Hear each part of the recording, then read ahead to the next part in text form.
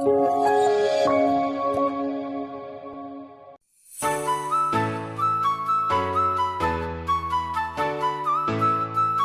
Negeri 1 Palembang, SMA Sabres 3 Palembang, SMK Arinda, SMA Metodis 2 Palembang, SMA Negeri 9 Palembang, SMA Negeri 16 Palembang, SMA Negeri 13 Palembang, SMA Negeri 12 Palembang, SMA Negeri 18 Palembang,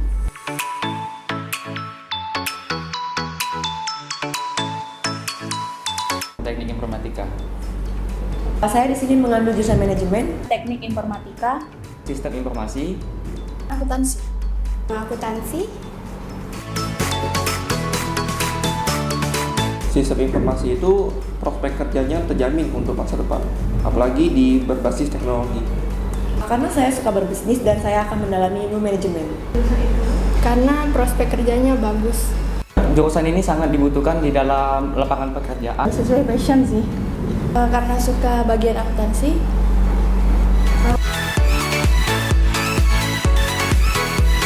Referensi dari keluarga. Dari saudara. Saya tahu dari kakak saya. Keluarga. Dari keluarga. Dari keluarga. Tahu dari teman, keluarga, terus dari internet. karena MDP itu sudah terkenal dengan jurusan komputernya awalnya. Karena menurut saya kampus MDP itu merupakan kampus berbasis teknologi. Di MDP berbasis teknologi nomor 1. Karena MDP salah satu kampus swasta terbaik di Palembang. Karena MDP swasta terbaik di Sumatera Selatan. MDP itu adalah nomor 1 di swasta.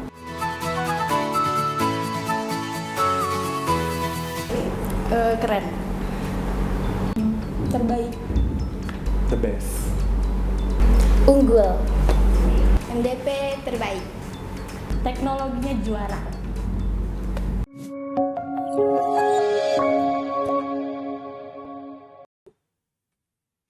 Hai, Young Entrepreneurs.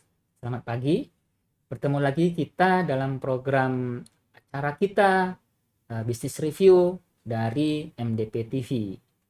Business Review seperti biasa tayang setiap hari Rabu pagi live di MDP TV. Berbangga kita hari ini kita akan membahas tentang kooperasi. Jadi masih dalam suasana kemerdekaan 17 Agustus ya kan. Kita akan membahas tentang kooperasi dalam perekonomian Indonesia. Hari ini kita sudah bersama narasumber kita, Ibu Usnyawati Christine dari Fakultas Ekonomi dan Bisnis Universitas Multidata Palembang. Selamat pagi Bu Titin, apa kabar? Baik Bapak, selamat pagi juga. Salam sehat selalu. Oke, tetap semangat, pasti bisa.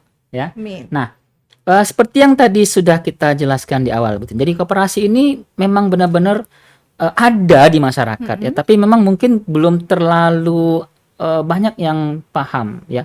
Nah, sebenarnya apa sih sebenarnya koperasi ini? Apakah jenis usaha yang seperti apa kira-kira begitu? Sebenarnya Pak, koperasi itu adalah usaha yang dibangun Pak ya untuk meningkatkan taraf anggotanya. Jadi koperasi itu adalah usaha bersama di mana merupakan kumpulan orang-orang Pak ya, minimal 20 orang untuk membangun koperasi primer atau koperasi yang paling kecil sekali. Nah, di sini mereka mengumpulkan dana bersama Pak ya. Nanti akan digunakan untuk mengembangkan usaha, untuk menaikkan taraf ekonomi anggotanya. Jadi kalau dibilangin koperasi itu adalah dua hal pokok Pak ya. Itu adalah kekeluargaan dan keanggotaan. Jadi modalnya dari sendiri, diolah sendiri dan dikembangkan untuk meningkatkan taraf Jadi hidup dari anggota untuk anggota. Iya, seperti itu Bapak. Dengan kebersamaan itu diharapkan akan sama-sama mencapai kemakmuran. Iya, seperti itu. Oke. Ya, yang independen. Jadi itu bentuk dari yang dinamakan koperasi. Tapi mungkin ada yang bertanya, sebenarnya koperasi ini beda dengan usaha yang lain itu apa sih sebenarnya Bu Titin? Dari modal Bapak. Karena kalau perusahaan itu kan modalnya dari pemilik modal Pak Pribadi, ya. Pemilik ya. pribadi dan investor. Nah, untuk koperasi sendiri, modal awal itu biasanya adalah dari anggotanya sendiri, yaitu berupa simpanan pokok dan simpanan wajib. Dia ada satu juga simpanan sukarela, tetapi itu tergantung si anggota apakah mau menyetorkan sebagai simpanan sukarela atau tidak. Tapi yang pokok adalah dua, pokok dan wajib. Seperti itu. Jadi nanti dari untuk total nominalnya itu sama dari setiap anggota. ya. Jadi bukannya dia yang mempunyai modal paling gede atau paling besar, itu dia sumbangannya paling banyak. Tidak, semuanya sama rata. Jadi demokratis seperti itu. Iya. Terus pemegang tampuk kekuasaan ya. Kalau misalnya perusahaan itu adalah pemegang saham, tapi kalau koperasi itu adalah pada rapat umum anggota. Seperti oke, itu. ngerti. Nah, jadi kadang-kadang orang sering menganggap koperasi itu adalah apa ya? Sokoguru perekonomian Indonesia. Iya. Ini maksudnya kira-kira apa secara sederhana, Bu Titin? Kalau Kira-kira? secara sederhana Pak, dari Kamus Bahasa Indonesia, sokoguru itu adalah tiang atau penyangga. Oke, Jadi penyangga, ya. artinya koperasi itu sebagai penyangga perekonomian. Karena pada zaman Pak ya, zaman dahulu itu ketika kolonial atau penjajahan, Bapak Muhammad Hatta ya, wakil presiden kita yang pertama, founding father itu kita ya. mencetuskan bagaimana sih kira-kira kita membangkitkan ekonomi rakyat yang saat itu sedang down. Baru tercetus, merdeka ya. baru merdeka, belum ada penghasilan, kita masih tergantung ya, masih pola lama ikut penjajahan ya. Jadi bagaimana meningkatkan dengan cara dibangunlah koperasi. Jadi cita awal pendiri negara kita mencetuskan ide usaha koperasi ini agar sebagai penopang untuk perekonomian kita yang lebih besar. Iya, itu cita-citanya seperti itu. seperti itu ya. Karena Oke. koperasi sendiri kan Pak, anggotanya kan yang awal kan sedikit ya, 20. Jadi Ya. itu hampir menyebar di seluruh Indonesia Pak. Jadi walaupun kecil-kecil ya usahanya, Ya, tapi betul. ekonominya itu sangat tersebar. Dan seperti banyak-banyak itu. usaha ya. Iya, segala banyak macam usaha Iya, iya. jenisnya. Nah, kemudian Bu Titin, sebenarnya ada yang menganggap ngapain sih saya masuk koperasi ya kan? Karena nanti ujung-ujungnya yang menikmati itu ya pengelola, manajer koperasi. Itu bagaimana pandangan seperti ini? Apakah keliru atau itulah kondisinya kira-kira? Oh, tidak Bapak.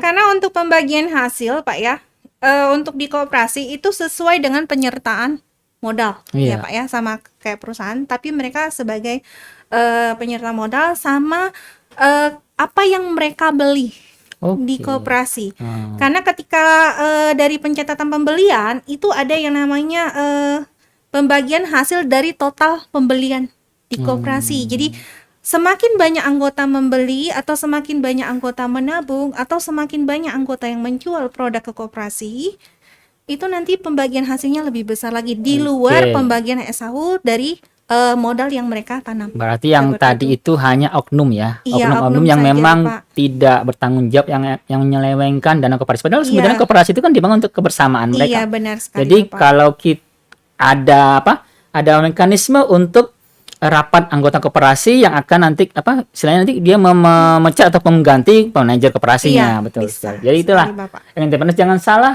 menerima informasi tentang koperasi, karena filosofinya koperasi itu adalah memang untuk kemakmuran anggotanya. Jadi kita berdasarkan aturan-aturan yang berlaku di koperasi itu menegakkan kebersamaan, dan kita harus sama-sama satu suara untuk menentukan satu keputusan, apakah itu mengganti atau mengangkat manajer koperasi yang baru. Dan juga ada disebutkan oleh Bu Titin, ada mekanisme pembagian keuntungan koperasi yang disebut dengan sisa hasil usaha. Jadi disitulah keadilan yang muncul.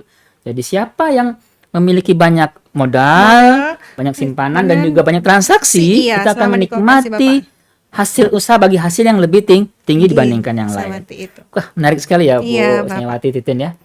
Nah, sekarang mungkin ada yang juga bertanya, mengapa koperasi ini atau UMKM dalam koperasi juga itu dianggap sebagai membantu perkembangan perekonomian. Jadi kenapa koperasi dan juga usaha-usaha yang lain yang kecil-kecil ya umumnya Ya.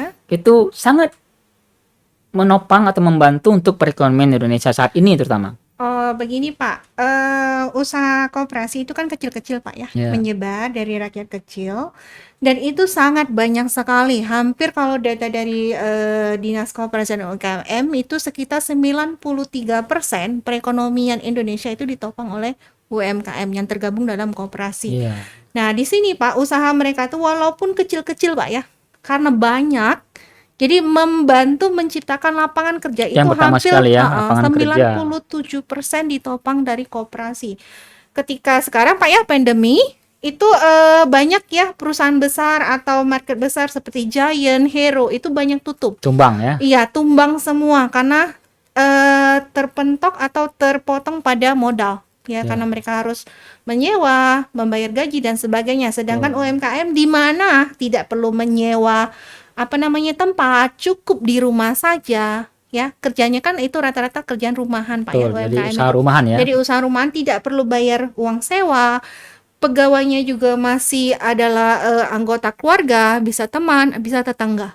Jadi usahanya kecil tapi banyak, menyebar di seluruh Indonesia. Jadi benar-benar menopang ekonomi.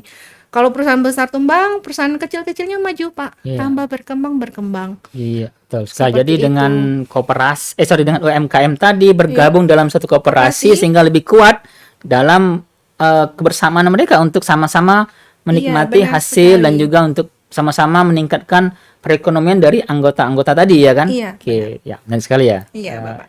Jadi yang entrepreneurs dengan koperasi ataupun UMKM tadi bergabung membentuk suatu koperasi, entahkah itu koperasi primer, konsumer dan sebagainya kan, akan memunculkan suatu kekuatan ekonomi yang baru yang dapat menopang perekonomian Indonesia, terutama saat sekarang nih kita menghadapi bentuk pandemi ya, krisis ekonomi, perang dan sebagainya. Nah, bagaimana sih sebenarnya Bu Titin? Apa yang akan dilakukan oleh pemerintah? Bagaimana cara pemerintah untuk menanggulangi kesulitan ekonomi ini di sekarang sedang kondisi COVID ini ya Bu Titin?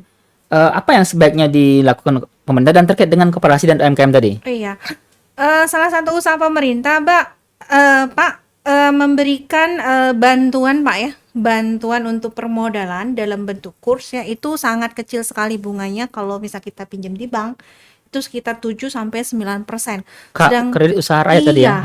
Tapi kalau misalnya yang dari kurs, karena dia untuk modal usaha UMKM atau rakyat kecil itu hanya 1, lebih persen. Sangat kecil Yang sekali. bunganya ya. Iya, bunganya sangat kecil. Yang kedua, pemerintah melakukan penyuluhan untuk membantu bagaimana usaha yang kemarin mungkin dititipkan di toko. Karena COVID kan kita terbatas Pak ya, harus di rumah, tidak bisa kemana-mana. Jadi pemerintah memberikan penyuluhan Insentif ya, usaha. usaha itu untuk melakukan secara e-commerce. Gimana usaha sekarang ya Pak selama pandemi ya, kalau dulu kita tidak mengerti itu belanja online, sekarang hampir 50% dari data selama COVID 2020 pertama kali itu langsung melonjak sangat tinggi sekali. Semuanya membeli online semua. Jadi dari pemerintahan Kementerian UMKM itu menyarankan untuk setiap koperasi mengarahkan UMKM Go digital ya. Go digital Bapak, seperti itu. Jadi mengenalkan produk walaupun dari rumah Walaupun masih kecil, bisa dijual sederhana, tapi tapi memanfaatkan bisa tetap go teknologi public. saat ini Iya, ya. seperti itu. Oke. Nah, sekarang bagaimana nih sekarang sejak COVID ini kira-kira perkembangan dari koperasi UMKM semenjak dari awal COVID sampai sekarang sudah mulai mereda nih, apakah ada perubahan yang signifikan atau masih standar aja gitu? Untuk ketika awal Pak ya, ketika awal mungkin shock terapi ya. Shock ya, belum. Shock terapi kita dari Suasana yang biasanya baru, suasana beda. baru, dari biasa tatap muka, ketemu pelanggan, tiba-tiba harus dirumahkan. Artinya stay di rumah. Itu membuat banyak usaha itu yang stagnan Pak. Jadi agak menurun. Ketika di data itu hampir ada aduan itu mencatat sekitar 163.713 kasus pengaduan bahwa mereka mengalami Gulung tikar.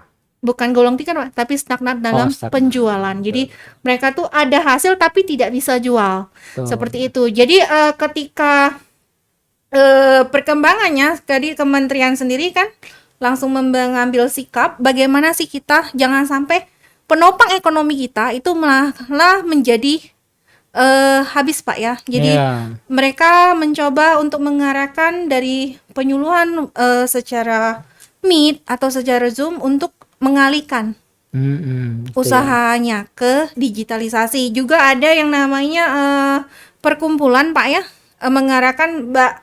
perkumpulan mengarahkan untuk memberikan penyuluhan ya dari koperasinya untuk UMKM yang ada di bawahnya. Ya. Iya, untuk mencari website e-commerce yang benar-benar Free. free satu, yang kedua bagus ya, ada rating juga, karena kita kalau beli barang e-commerce itu kan kita hampir mirip kayak beli barang dalam karung Pak ya. Betul. Tidak tahu produknya seperti apa, hanya ada gambar, belum tentu sama. Jadi yang sudah teruji kualitasnya. Iya, kualitasnya seperti itu. Oke, baik. Nah, jadi karena kondisi itu dari awal kita mulai stagnan, tapi sekarang mungkin sudah mulai naik Pak. Jadi bagaimana perkembangan saat ini selama pandemi ini, Bu Titin? Berdasarkan Lumayan info yang meningkat, ada, Pak. lumayan meningkat. Seperti kita lihat di berita Pak, yang di Semarang, yang usaha jati sama rotan, itu dari dampak dari pandemi ini Pak ya, mereka bisa sampai ekspor ke Amerika, ke Eropa, itu naik. Justru malah gara-gara naik, COVID, karena pandemi COVID mereka naik. Oke, jadi iya. ada satu sisi yang memang mulai stagnan tadi, kan mulai tiarap kan, tapi tidak gulung tikar. Tapi di satu sisi ada yang langsung melonjak. Iya, melonjak tinggi sekali. Tentu saja selama kita melihat peluang yang ada dan tentu saja kita melihat inovasi apa yang bisa kita kembangkan. Jadi siapa yang berinovasi, yang mau berubah, yang mau memandang ke depan tanpa mengeluh, itu yang akan berhasil kan? Iya, benar sekali, terutama betul. usaha yang mungkin ya tanaman. Ya, tanaman itu kan kalau kita lihat yang pertama kali itu tahun berapa ya? 98 kok salah ya. Itu kan orang jualan bunga yang paling mahal tuh apa ya? Erkobia. Adenium itu sampai jutaan Pak ya. Jadi mereka itu dari usaha UMKM itu dari nggak punya apa-apa sampai bisa beli rumah, mobil dan sebagainya. Berhasil ya. Nah, pas pandemi kemarin berhubung di rumah kan banyak nggak bisa kemana-mana, jadi larinya usahanya adalah ibu-ibu adalah membudidayakan tanaman Pak. Nah, tanaman ini kan kalau dulu mungkin ya tidak ada harganya. Ya contohnya aja kayak tanaman sendal bolong ya Pak. Kalau dibilang kan nggak ada harganya ya. Tapi pas pandemi itu melonjak jauh. Betul. Karena usaha penjual tanaman yang di pinggir jalan itu banyak diminati. Karena nggak ada kegiatan jadi berlari ke tanaman. Jadi usahanya itu melonjak sangat tinggi sekali. Permintaannya sangat banyak. Baik. Kemudian, jadi kan tadi sudah sempat ditinggung tentang Go Digital dan sebagainya kan. Nah, kira-kira koperasi pada era revolusi industri 4.0 sekarang ini kan benar-benar luar biasa ya perkembangan dari era digital ini kan. Nah, apakah koperasi dapat beradaptasi atau bertransformasi dalam kondisi dunia industri ataupun juga revolusi industri yang 4.0 sekarang ini, Bu Titin? Sebenarnya Pak, mau nggak mau Pak ya, namanya kita beralih Pak ya ke revolusi industri 4.0, maka koperasi juga merevolusi ya Pak ya.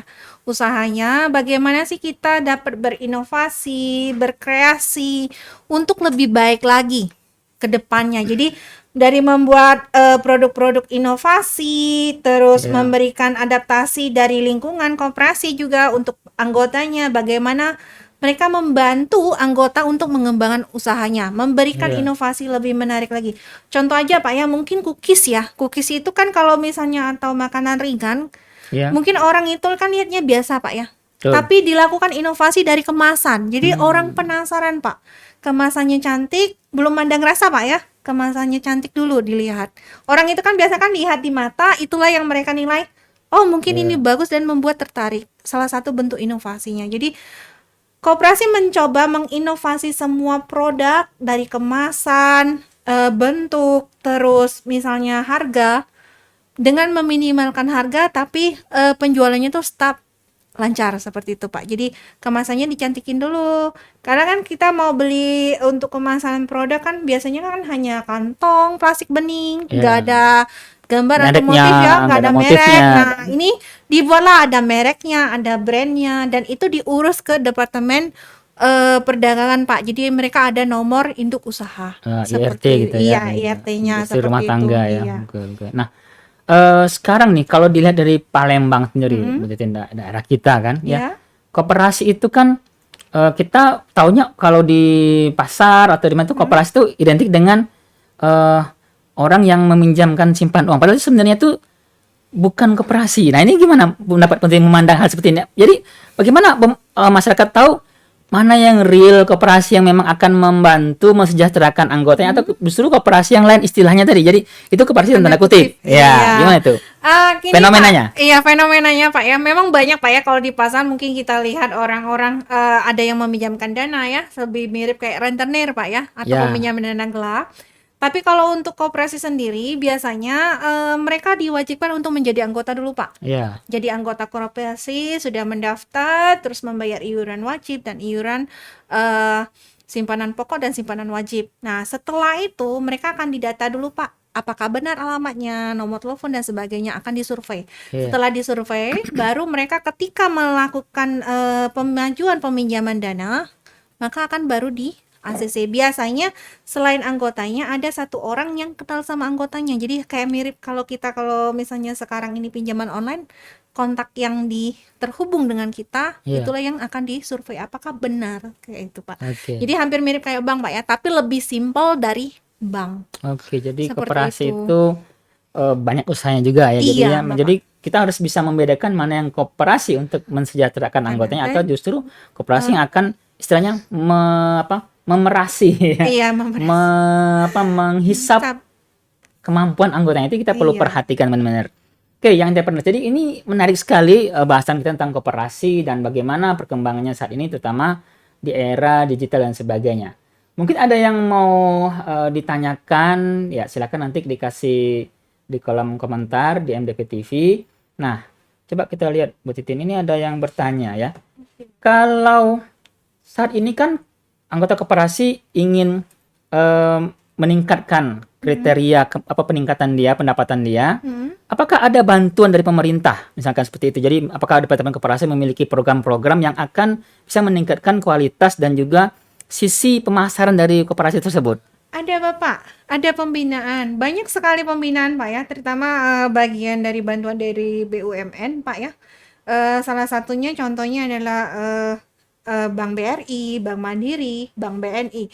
Itu sangat banyak sekali membantu untuk pemodalan Pak. Selain itu mereka juga memberikan pelatihan Pak ya, pelatihan bagaimana sih untuk cara mengembangkan usaha mereka. Iya. Jadi rata-rata orang BRI atau BNI dan Mandiri ini mensurvei Pak tempat-tempat yang kira-kira usahanya itu banyak sekali usaha rumahan. Oke. Ya Pak ya, salah satu contohnya itu adalah di 10 Ulu, terus ada yang di Kenten. Kenten, terus ada yang di daerah yang mobil coklat itu apa ya? Apa ya, Lemabang? Bukan Lembang Pak. Arah ini ya yang Talang Tegamuntung ya? Tangga Buntung iya, Apa? Iya, bagian Tangga Buntung. usaha songket Ya, betul, dan betul. kain jumputan. Jadi memang di Palembang itu banyak Pak, sentra-sentra sentra usaha yang memang memang perkembangan dari UMKM dan juga koperasi di Palembang ya. Jadi Iya. kita cukup berbangga karena Palembang termasuk yang mengapresiasi UMKM dan juga koperasi. Jadi kita termasuk daerah yang bisa menikmati perkembangan koperasi. Iya. Itu ya Bu Titin ya. Salah satunya kemarin workshop dari BI Pak. Ya. BI itu memberikan bantuan untuk usaha mikro Pak. Oh, bagus. Dan itu salah satu anak-anak kita Pak ya jurusan TI itu yang membuat produk bubur Arab. Bapak bubur tahu ya, Arab. mantan anak SI itu di Kuto rumahnya itu mendapat bantuan dari Bank Indonesia itu sekitar 27.500.000. Wah, lumayan ya. Dan itu gratis dan itu dibantu untuk pembinaan Pak dari Pembinaan. Bank Indonesia. Jadi, Jadi betul. diberikan cuma-cuma. Jadi banyak program-program pemerintah Iya, untuk meningkatkan benar perkembangan sekali. koperasi di Indonesia saat ini kan, Iya, apalagi benar, terdampak COVID dan sebagainya kan. Jadi salah satu tadi ada satu yang berhasil mendapatkan pembinaan dari Iya. Bank Indonesia ya, Iya. pemirsa.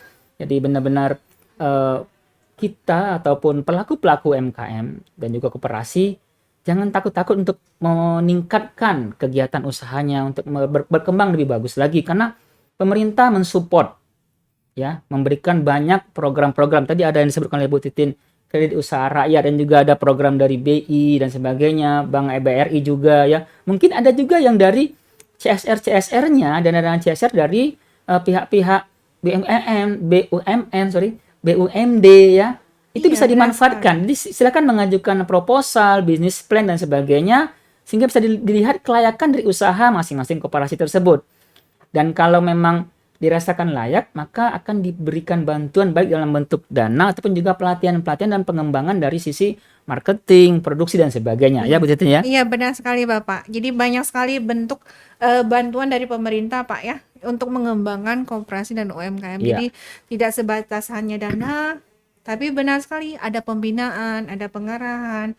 Dan untuk pencatatannya sendiri ya banyak sekali aplikasi yang bisa digunakan. Salah satunya ada akuntansi UMKM Pak ya yang Ya. di Play Store, ada juga Oh. buku warung, dan itu sangat membantu koperasi dan UMKM dalam membuat pencatatan. Pembukuan Iya, ya. Jadi nanti pembukuan. silakan dilihat ada beberapa bentuk dari aplikasi yang memang sangat mendukung kinerja dari peningkatan sisi keuangan, sisi pelaporan dari masing-masing UMKM atau koperasi yang tadi sudah disebutkan oleh Ibu Titin ya. Untuk lebih jelasnya silakan buka di Play Store ataupun di Iya. aplikasi yang sudah tersedia di masyarakat ya. Iya, di Oke, nah handphone ini ada terakhir Bu Titin ada yang menanyakan. Iya.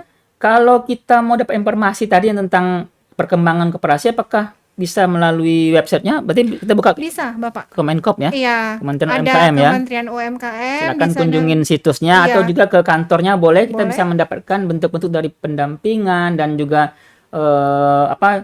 informasi-informasi terkait dengan apa yang bisa dimanfaatkan atau dibantu oleh pihak pemerintah dalam hal ini. Jadi pemerintah sangat menopang atau mendukung kegiatan usaha dan juga koperasi yang ada di masyarakat. Karena tadi seperti yang disebutkan oleh Bu Sneawati Titin, bahwa itulah yang sekarang menjadi penopang perekonomian, terutama di saat COVID ini.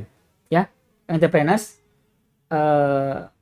demikian bahasan kita pagi ini, Bu Titin. Iya, Terima kasih. Bapak, terima kasih Sangat luar sama-sama. biasa. Dan kita akan bertemu lagi nanti di next program bisnis review berikutnya. Jangan lupa subscribe MDP TV. Terima kasih. Selamat siang. Optimis pasti bisa.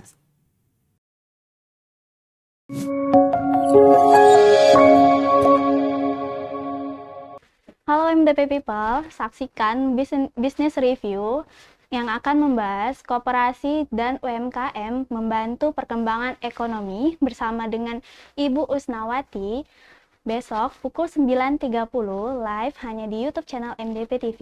Jangan lupa like, subscribe, dan nyalakan lonceng notifikasinya.